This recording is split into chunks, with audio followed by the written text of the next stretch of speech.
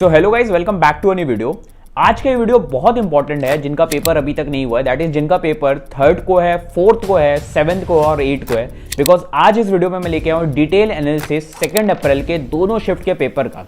इसमें मैं आपको बताऊंगा कि कौन कौन से ऐसे टॉपिक्स है, कौन कौन से ऐसे चैप्टर्स है जिससे एनटीए ने बहुत सारे क्वेश्चंस पूछे इस बार ये दोनों शिफ्ट मिला के।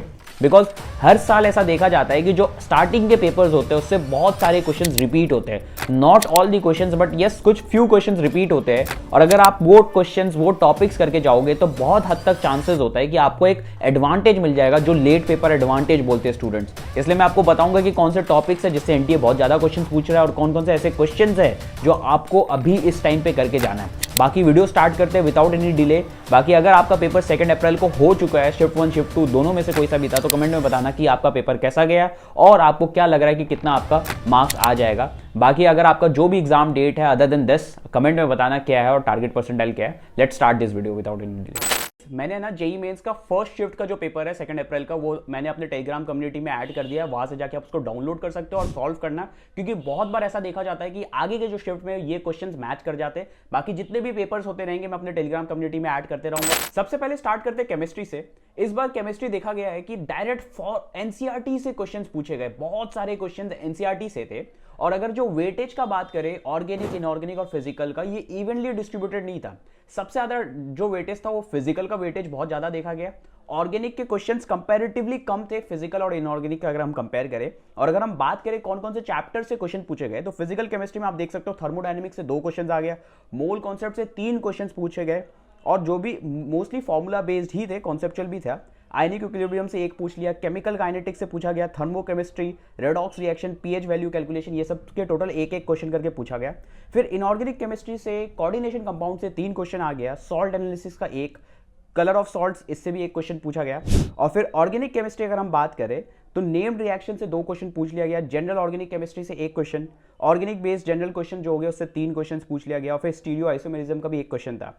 तो यार ओवरऑल मैं बोलूँ केमिस्ट्री में बार बार मैं बोलता हूँ एनसीईआरटी अच्छे से करने के लिए। अगर अभी तक आपने एनसीईआरटी अच्छे से नहीं किया है तो केमिस्ट्री का एनसीईआरटी हाईलाइटेड पीडीएफ मैंने अपने टेलीग्राम चैनल पे ऐड कर दिया, डिस्क्रिप्शन में लिंक होगा, वहां से जाकर उसको डाउनलोड करो और उसको पढ़ो।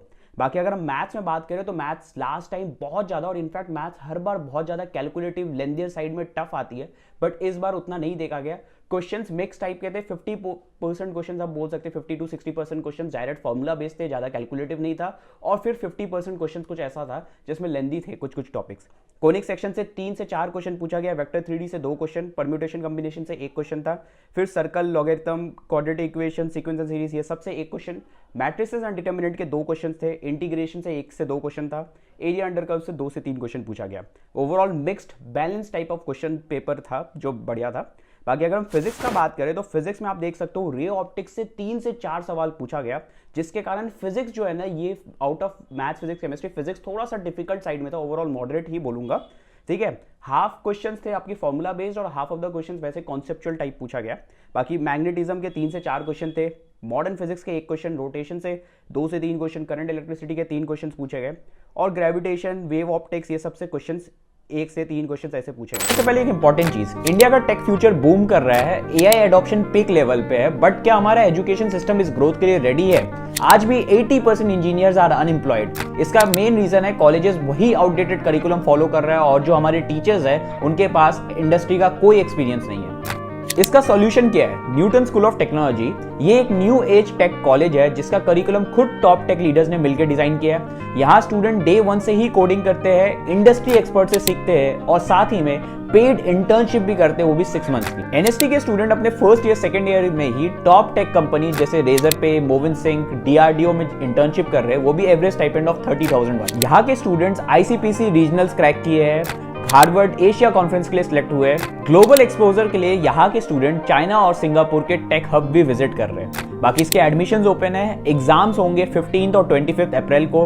रजिस्ट्रेशन लिंक डिस्क्रिप्शन में ऐड कर दिया, जाके अप्लाई करो। जाओ लास्ट के टाइम पे फॉर्मूलाज अच्छे से याद करके जाओ, फॉर्मूलाज बहुत अच्छे से करो, फॉर्मूला शीट्स मैंने सब डिस्क्रिप्शन में ऐड कर दूंगा, शॉर्ट नोट्स देख के जाओ। उसके साथ साथ पीवाईक्यूज, जनवरी 2025 वाले पीवाईक्यूज तो यार एटलीस्ट देख लो, क्योंकि बहुत हद तक चांसेस होते हैं कि जनवरी और अप्रैल का पेपर ऑलमोस्ट सिमिलर सा होता है, तो बहुत सारी चीजें मैच कर जाती है। ऑर्गेनिक के केस में रिएजेंट शीट्स और बहुत सारे शॉर्ट नोट्स ऑर्गेनिक के, फॉर्मूला शीट, सब कुछ आपको देख के जाना है। सब कुछ मैं डिस्क्रिप्शन में ऐड कर दे रहा हूं, मेरे तरफ से आपको सब कुछ फ्री में दे रहा हूं।